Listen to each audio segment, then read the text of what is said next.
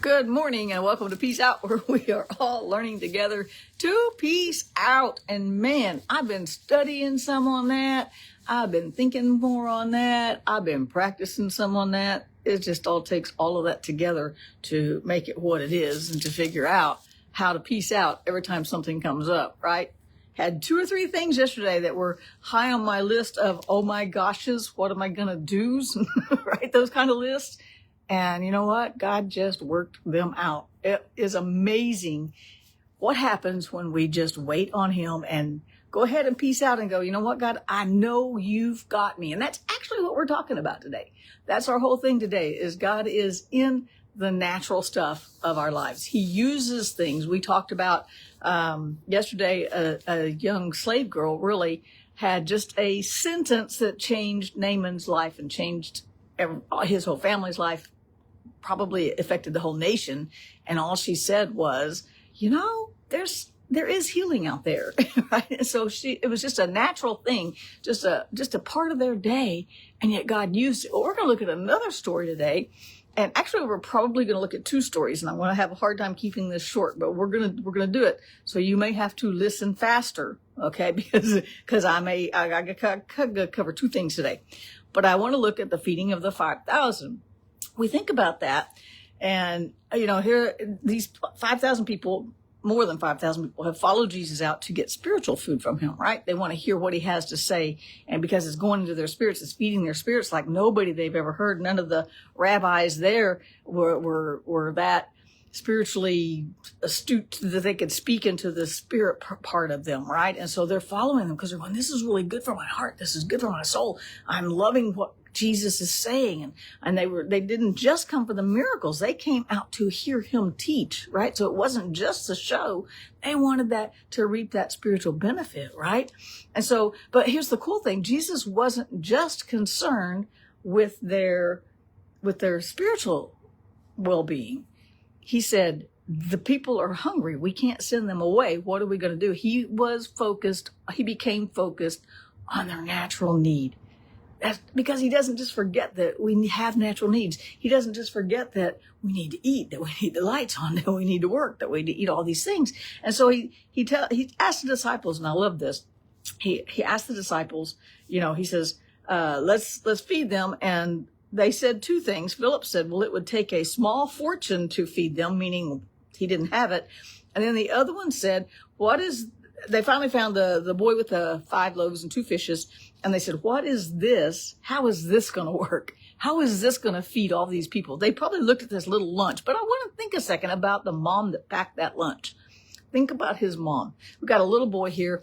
We're going to guess if they call him a boy, he's probably not quite 13, because at 13 in the Jewish custom, they become a man, right? They go through their bar mitzvah and they come of age. So I'm going to guess he's 12 and a half. That's my guess. My final guess, 12 and a half. So, but we don't know, but it does say that he's a boy, and it's just his lunch. And she packed his lunch, and she probably laid those barley loaves. Have you ever packed your kid's lunch for school? I don't think anybody does that much anymore, but my mom did it a few times, trying to save a buck here and there, right?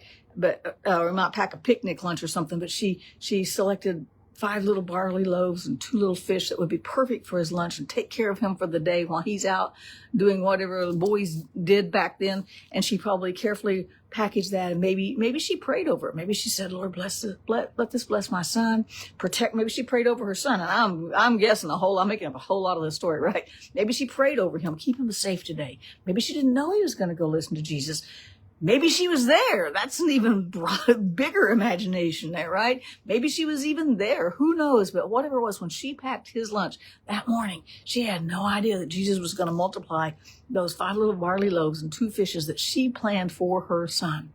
And yet he was able to, he said, it's enough. He blessed it, and they passed it out and had 12 baskets left over. But what if I told you this is not the only story like this in the Bible? What if I told you that there's a story almost exactly, and I'm not talking about feeding the 4,000 with the 7 loaves of bread either. What if I told you there's a story almost exactly like this in the Old Testament? what I love about having a story in the Old Testament and a story in the New Testament is, for me, that seals the deal, because so many people want to throw away the Old Testament and go, well, that was Old Testament, so it doesn't count anymore. Well, it doesn't go away.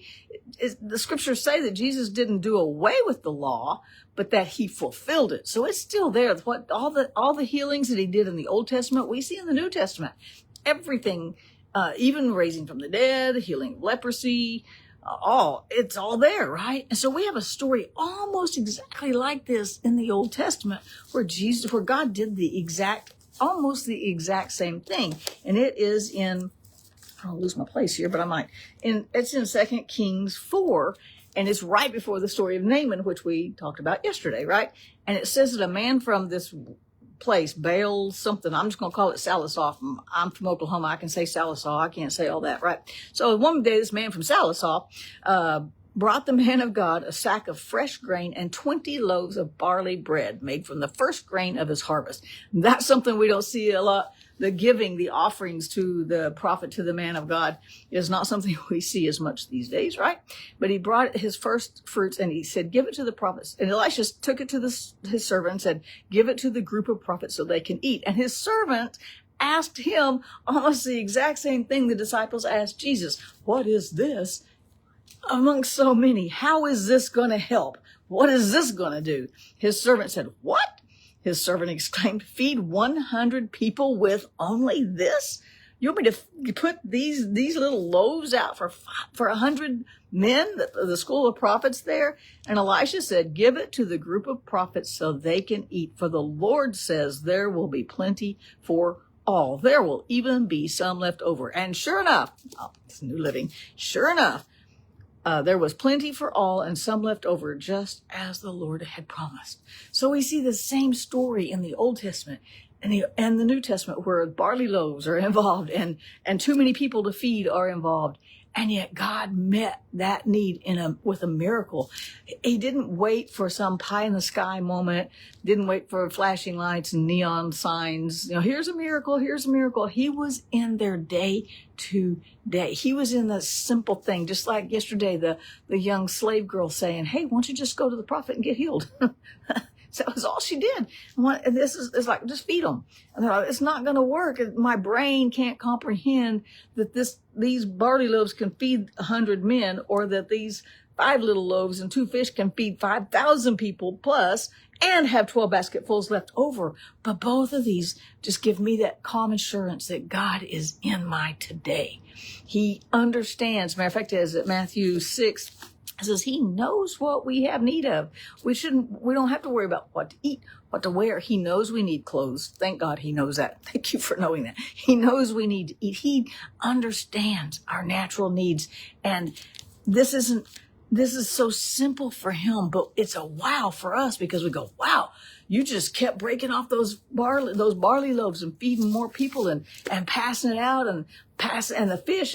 And not only did they feed 5,000 in the story in John 6, but, they gathered up 12 basketfuls afterwards, one for each apostle, one for each disciple. What a sight to see. What was it like to break off a piece and give it to someone and still have a piece to break off to give to the next person? Did it grow back in front of their eyes, or did it it was just there? It was just a miracle, but it was in the day to day. I just want to encourage us today that God knows, and God can use the simplest things to create miracles in our days. Typically feeding people isn't considered a miracle, but when you don't have the food to do it, it's a big miracle, right? And we see Jesus feeding the 5,000 because they needed it, using a small boy's lunch that his mama packed that morning for him. She had no idea she was part of a miracle that day. She had no idea Jesus was going to touch that food. She may not have known her son was going out there, but we won't tell her yet, right? We won't tell her. Imagine the little boy going home and going, Mom, guess what? Guess what? You packed my lunch. I went out and to hear that Jesus, that prophet, I wanted to go hear his teaching, and I went out there and they didn't have any food, and we were a long ways away. I'm sorry, I went outside where I was supposed to go because we were a long ways away, and people just kept gathering, and they took my lunch and they fed all those people with my lunch. And she might have said, boy, you got a good imagination, don't you? Are you serious? 5 little loaves and 2 little fish fed 5,000 people. Son, sit down, stop, right? But I can imagine his excitement. But she had no idea that she was going to be part of a miracle that Jesus was going to do that day. She just did what came natural, taking care of her son. Same thing with the prophet here, the man who came and gave the offering in 2 Kings 4. He came to Elisha, gives him his offering, basically his tithe, because Elisha was a prophet. And he's like, here's my tithe. And he walked away. He had no idea that he was part of a miracle that day. He did what he felt to do, and then he walked away. He had something on his heart. He wanted to take care of him. When he did it, God made something so much bigger out of it. God didn't speak to this man and go feed those 100 prophets over there and make sure they have some food to eat. He just laid it on his heart. He just wanted to give to the prophet. So he brings his first fruit of his bread, the first fruit of his crops.